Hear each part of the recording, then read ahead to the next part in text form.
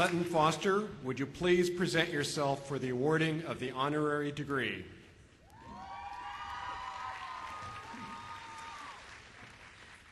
Sutton L. Foster, you are an award-winning actress, singer, and dancer who has made a career in theater, television, and music.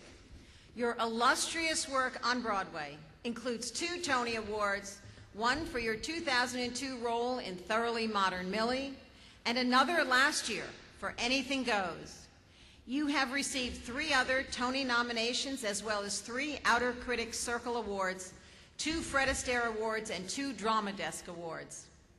While your cast recordings have included everything from Little Women to Shrek the Musical, you also have a musical career beyond Broadway. You have recorded 2 solo albums, including 2009's Wish, which received much critical acclaim. You have performed in many of the world's finest venues, including Carnegie Hall, and you have been part of the Lincoln Center's American Songbook series. You also have starred in the ABC family television pilot to be aired June 11th, Bunheads, a dance drama. Your appearances on television also include Sesame Street, Law and Order Special Victims Unit, and The Flight of the Conchords. Despite your demanding schedule, you have kindly taken time for our students from the Department of Theater and Dance in a variety of ways for several years. You have taught classes here at the university, performed at Sursa Hall, conducted guest workshops in New York City, and mentored students for auditions and callbacks. You provided expert advice to an immersive learning team that adapted Kathy Day's novel, The Circus in Winter, into a musical, which premiered last September here on campus. That musical recently earned 3 major awards at the Kennedy Center American College Theater Festival, including Outstanding Production of a New Work. Earlier this year, you co-directed, along with Bill Jenkins, chair of our Department of Theater and Dance, a university theater production of The Drowsy Chaperone, 6 years after earning a Tony nomination for your role in that musical's Broadway debut. In honoring you today, Ball State recognizes your remarkable and varied talents, your illustrious career on Broadway, your magnanimous mentoring of and collaborating with Ball State students, and your inspiring devotion to expanding the reach of the arts and the importance they play in our world.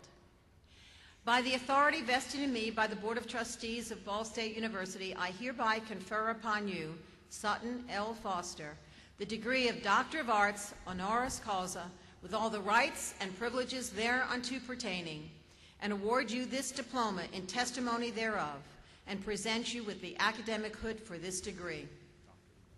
And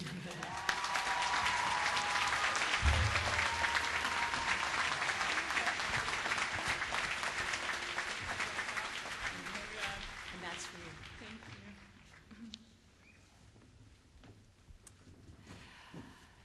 Thank you. Thank you.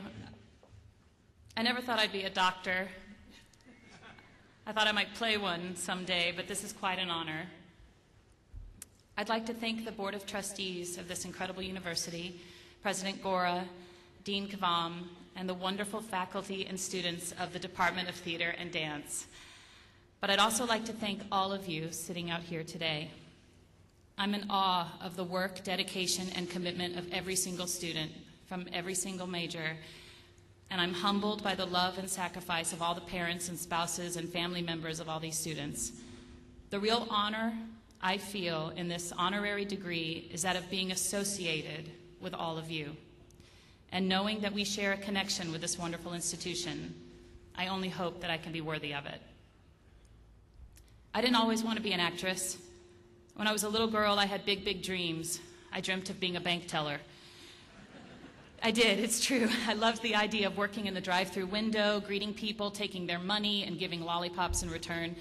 I even had a mini cash register at home and a calculator, and my parents let me open my first bank account when I was 10. So it's ironic that I ended up in such an unstable, unpredictable career as actor.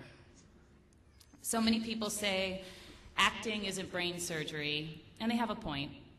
I'll admit that basically I play pretend for a living. To some folks, a job like that might seem insignificant. I'm just singing and dancing, right?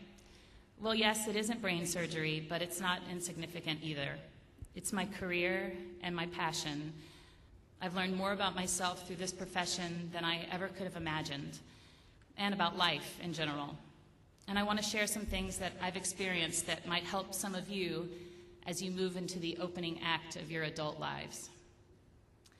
I'll bet that most of you have a lot more in common with me than you think. I was born in a small college town in Georgia, a bit like Muncie. My parents, Helen and Bob Foster, were good, upstanding, middle-class people. My dad worked for sales for GM, primarily Chevy, and my brother Hunter and I grew up very modestly. A lot of people ask if we grew up listening to show tunes when we were kids, and that couldn't be farther from the truth. My mom loved the movies and once wanted to be a model, but as far as Broadway and theater, it was not something that we knew a lot about. I, much to the dismay of my parents and brother, had a lot of energy, and I was always spazzing around the house. So my mother, in an effort to channel this energy, got me into ballet class when I was 4. I think she thought that ballet would give me some grace. Instead, I just ended up being a spaz in a tutu. But it was right then and there that I knew that I loved to dance. Of course, I tried other things besides dancing, like basketball, but I was a complete disaster on the court because I would dance instead of dribble. I would dance everywhere, in the house, the hallways at school, up and down the aisles at the grocery store. And then after a few years at the dance studio and me terrorizing the local folk with my rondagems, as fate would have it, my dance studio got a call about a local production of Annie at the Augusta Players Community Theater. As I said before, we didn't really know much about theater in our house. My brother had done a couple of community theater shows, and I had been in the chorus of A Christmas Carol, but that was it. Well, I didn't want to audition for Annie, but my mom encouraged me, and so I went. I had to sing first, and apparently everyone got really quiet when I started to sing at the piano. I was oblivious, and when I finished, I was just happy it was over so I could get back home to watch Fraggle Rock. But later that day, we got the phone call. They cast me as Annie. And it would be that experience at age 10, getting to sing such great songs as Maybe and Tomorrow on a bare stage to a packed house in one of the great all-time musicals that had me hooked. Since Annie, I've played all sorts of characters: showgirl, princess, evangelist, dog catcher. In 2000, I was playing a street urchin, Eponine, in the Broadway touring production of Les Miserables. I was making a pretty handsome salary, the most money I'd ever made, and I was playing a role I had dreamed of since I was 13 years old. I had played the role for over a year when the producers asked me if I would take over Eponine on Broadway, permanently. It was an incredible deal: more money, a guaranteed long-term employment, and a chance to play my dream role on Broadway. However, I had just auditioned for the lead character of Millie in a new show called Thoroughly Modern Millie. The show was scheduled to go to La Jolla Playhouse in San Diego to work out the kinks before it possibly came to New York and Broadway. So before I said yes to Les Mis, I wanted to see if I landed this incredible role in this brand new musical. So I anxiously waited for the phone call from my agent about Millie, and when he called, I got the bad news: I didn't get it. And I was devastated. And as I'm holding the phone, I'm thinking, well, it's okay. At least I still have my dream role in Les Mis. However, my agent wasn't finished. They want you to be the understudy, he said. So my two choices: guaranteed dream role in one of the biggest hits on Broadway versus understudying the lead in a brand new musical that may or may not ever be seen again outside the state of California. What would you do? When I was a kid, I would fearlessly jump into the swimming pool, but then almost drown because I didn't know how to swim. Nevertheless, this attitude towards life has served me well. Say yes to opportunity. Sink or swim, it'll change your life. So I decided, much to the dismay of a lot of people around me, to take the leap and accept the understudy position in Millie. It was an opportunity and a chance to work on a new show with new people, and I really liked it. I believed in its potential. So I went to La Jolla with the show and worked really hard, learning my part as a chorus member and learning the role of Millie as the understudy. I was going to make sure that I was good in the part in the event I ever had to go on. A few weeks into rehearsals, the woman they cast as Millie got sick, and I stepped in for her for a few days. I didn't think much about it. That was my job. I learned the role, and I did the best I could while she was out. About 3 days later, they asked me if I would take over the role. I did. And the rest, as they say, is history. The show was incredibly successful and eventually moved to Broadway with me as the unknown starlet, and I won my first Tony Award in that role. It was a huge hit on Broadway, and it changed my career forever.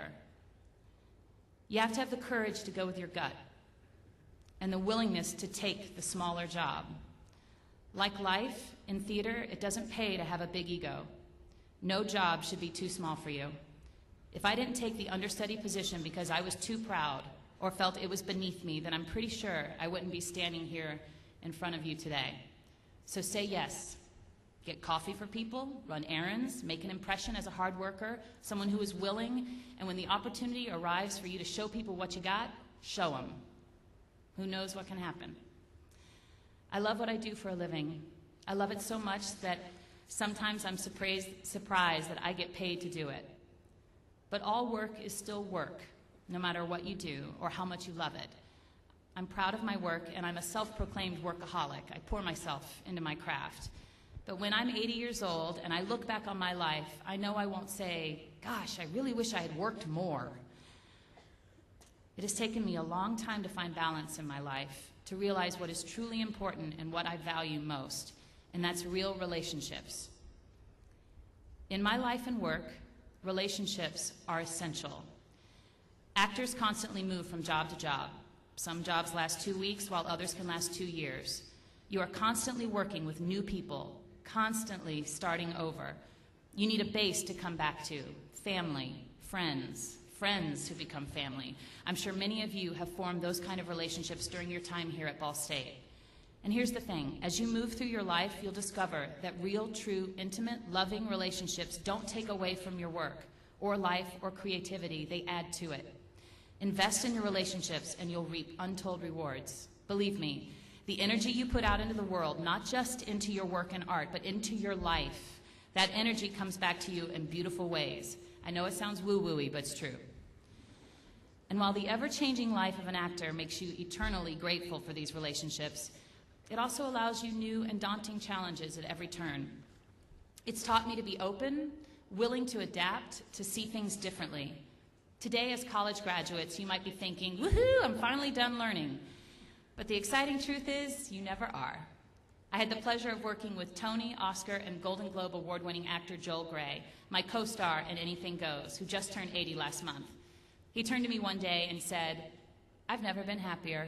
I keep learning more and more about myself every day.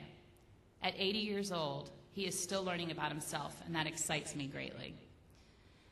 The late Steve Jobs, who was not an actor, of course, but someone I identify with because he was so passionate about his work, said in his commencement speech to Stanford in 2005 that he asked himself every day, if today were the last day of my life, would I want to do what I am about to do today? And whenever the answer has been no for too many days in a row, I know I need to change something. I really like this question. It's a great tool for taking stock and challenging the status quo. But you have to have the courage to answer it honestly and then act on the answer. You must be the author of your own life. You have the power to do what you want with it. You can continue on your path or you can change that path at any time. It's your life, after all. There's one more bit of advice that I'd like to share, and it's one that most of the theater and dance kids recognize. My best advice to you, no matter what your profession is don't be a jerk. It just doesn't pay to be a jerk. When they talk about climbing the ladder of success, it really pays to be kind to the ones you meet along the way. Kindness, respect, all that good stuff, it just goes a long way. As an actor, you never know what your next job will be, and you don't know who might be in a position to give it to you. It's exciting and terrifying. But if you've been a jerk to someone who might be part of your next opportunity, then you're in deep doo-doo. No matter if you're a doctor, a lawyer, a pastor, or an actor, just don't be a jerk.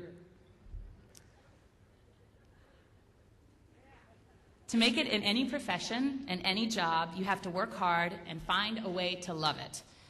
All forms of success, from being a great mother to being a great actor, take tenacity and determination. They say for every light on Broadway, there is a broken heart, an unrealized dream. And that's the same in every profession.